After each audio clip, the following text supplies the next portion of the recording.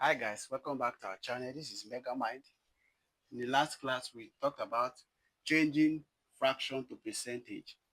So in today's class, I want to teach us how to change percentage to fraction. Now, changing percentage to fraction is very easy.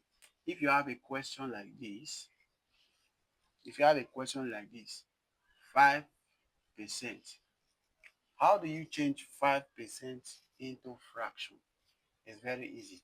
If you know the definition of percentage, you know how to solve this problem. Percentage, like we said in our former class, in our last class, we said that percentage is fractions. Percentage are fraction with 100 as denominator. Percentage are fraction with 100 as denominator. And this means over 100.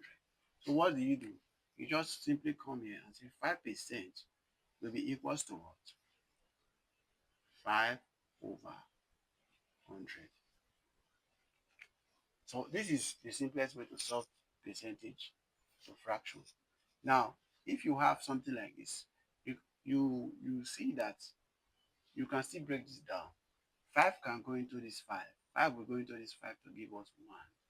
And 5 will go into this 100 to give us what? 20. And this is our final answer.